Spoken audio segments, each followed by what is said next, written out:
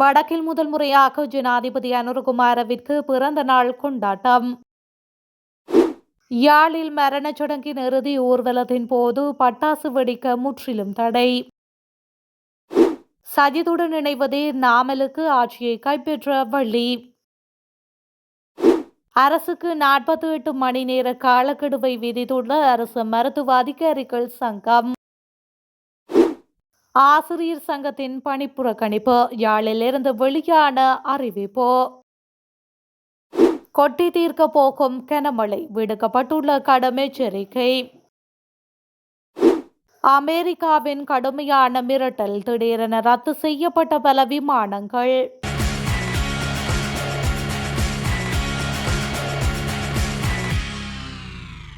வடமாகாணத்தில் முதல் முறையாக ஜனாதிபதி ஒருவருக்கு பிறந்த நாள் கொண்டாட்டம் இளைஞர்களால் மேற்கொள்ளப்பட்டுள்ளது.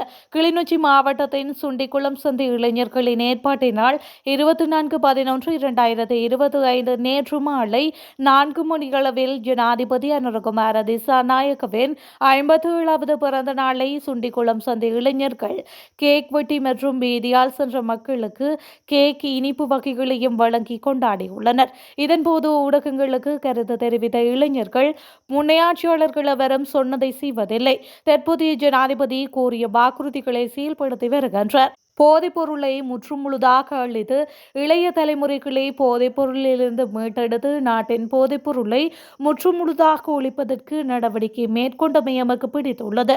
தற்போதைய ஜனாதிபதி துயிலும் இல்லங்களில் இராணுவத்தினரை அகற்றுவதாகவும், தற்போதைய அரசாங்கத்தில் மக்களுக்கான பேச்சு சுதந்திரத்தை முற்றும் முழுதாக வழங்கப்பட்டுள்ளதாகவும், இதன் காரணமாக மக்கள் தமது தேவைகளை இலகுவாக பெற்றுக்கொள்ளக்கூடிய வகையில் அனைத்து திணைக்களங்களும் செயல்பட்டு வருவதை முழுமனதுடன் வரவேற்பதாகவும் தெரிவித்துள்ளனர்.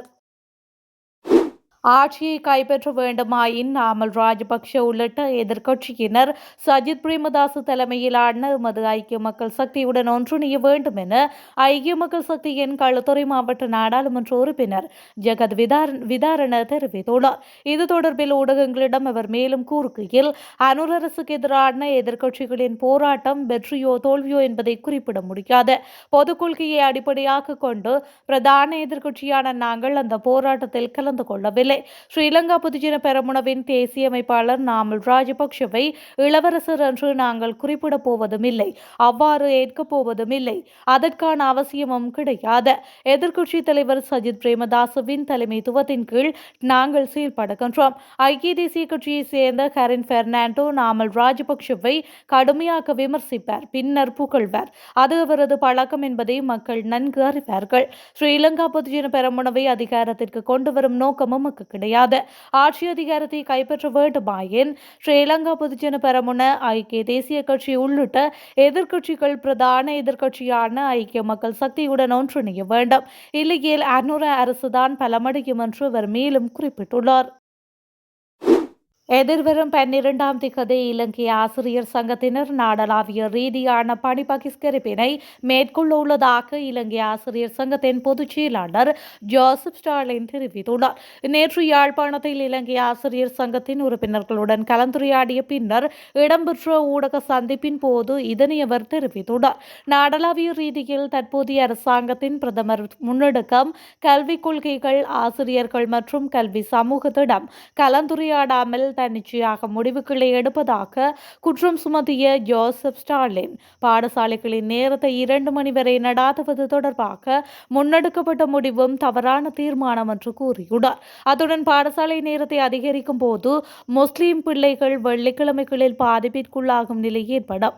மேலும் இம்முறை அரசாங்கம் கல்விக்காக ஒதுக்கும் தொகையையும் மிக சொற்பமான நிலையில் இந்த விடயங்கள் தொடர்பாக நாடாளுமன்றில் வடக்கு கிழக்கை பிரதிநிதித்துவப்படுத்தும் உறுப்பினர்கள் கூட வித கருத்துக்களையும் தெரிவிக்காமை கவலையளிப்பதாகவும் தெரிவித்துள்ளார்.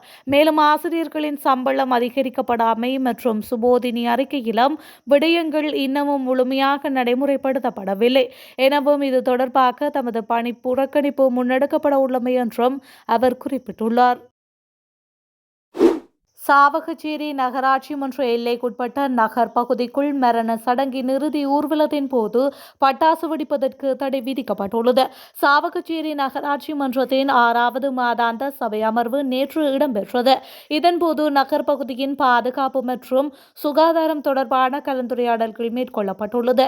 இறுதி ஊர்வலத்தின் போது பட்டாசு வெடிப்பதனால் பொது போக்குவரத்து, அருகில் உள்ள வர்த்தக நிலையங்களில் தீ பரவும் அபாயம் மற்றும் நகர் பகுதிகளில் அசுத்தமடைவதாகவும் உறுப்பினர்களால் சுட்டிக்காட்டப்பட்டுள்ளது. இதற்கு பதில் வழங்கிய தவிசாளர் மயானத்திற்கான அனுமதி வழங்கும் போது நகர் பகுதிக்குள் பட்டாசு வெடிப்பதற்கு தடை என குறிப்பிட்டு எழுத்து மூல அறிவுறுத்தல் வழங்கப்படுகின்றது. இருப்பினும் யாரும் பின்பற்றுவதில்லை. ஆனால் நேற்று முதல் இந்நடைமுறை இறுக்கமாக நடைமுறைப்படுத்தப்படுகின்றது. மீறுபவர்களுக்கு எதிராக பொதுமக்கள் மற்றும் வர்த்தக நிலையங்களின் பாதுகாப்பிற்கு அச்சுறுத்தல் ஏற்படுத்தியதாக குறிப்பிட்டு சட்ட ரீதியான நடவடிக்கை எடுக்கப்படும் என அவர் மேலும் தெரிவித்துள்ளார். மருத்துவர்களின் பிரச்சினைகளுக்கும் சுகாதார அமைப்புக்கும் தேர்வுகளை அறிவிப்பதற்கு பொறுப்பானவர்களுக்கு 48 மணி நேரம் கால அவகாசம் வழங்க அரசு மருத்துவ அதிகாரிகள் சங்கம் முடிவு செய்துள்ளது. 48 மணி நேரத்திற்குள் தேர்வுகளை வழங்க முடியாவிட்டால் 26ஆம் தேதி நடைபெறும் அரசு மருத்துவ அதிகாரிகள் சங்கத்தின் மத்திய குழு கூட்டத்தில் தொழிற்சங்க நடவடிக்கைகளில் ஈடுபடுவது குறித்து முடிவு எடுக்கப்படும் என்று சங்கத்தின் செயலாளர் பிரபாத் சுகததாச வெளியிட்டுள்ள அறிக்கையில் தெரிவித்துள்ளார். மருத்துவர்கள் மற்றும் சுகாதார அமைப்பின் பிரச்சினைகளை தீர்க்க ஒரு குறிப்பிட்ட காலக்கெடுவுடன் தொடர்ச்சியான தேர்வுகளை அறிவிப்பதன் மூலம் சுகாதார அமைப்பில் தற்போதைய சிக்கல் நிறைந்த சூழ்நிலையை தீர்க்க ஜனாதிபதி, சுகாதார அமைச்சர் மற்றும் பிற பொறுப்பான நபர்கள் உடனடியாக தலையிட வேண்டும் என்று சங்கம் நம்புவதாகவும் அந்த அறிக்கையில் குறிப்பிடப்பட்டுள்ளது. உலக அளவில் பெரும்பாலான விமான நிறுவனங்கள் வெனிசுலாவுக்கான விமானங்களை ரத்து செய்துள்ளதாக தகவல்கள் வெளியாகியுள்ளன. அமெரிக்காவுக்கும் வெனிசுலாவுக்கும் இடையே நீண்ட காலமாக பகை இருந்து வருகின்றது.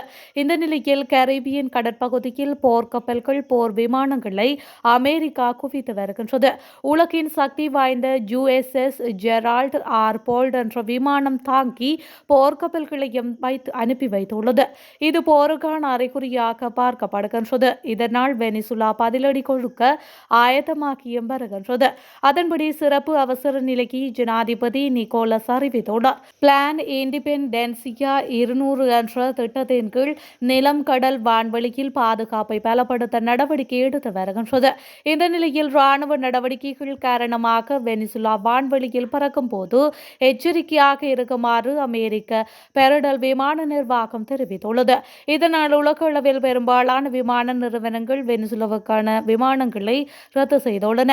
Spain, Portugal, Chile, Colombia, Brazil, Trinidad, பெடாகோ ஆகிய நாடுகளைச் சேர்ந்த சில விமான நிறுவனங்கள் வெனிசுலாவுக்கான விமான சேவைகளை ரத்து செய்துள்ளன. 6 விமான நிறுவனங்கள் காலவரையின்றி விமானங்களை நிறுத்தி வைத்துள்ளது.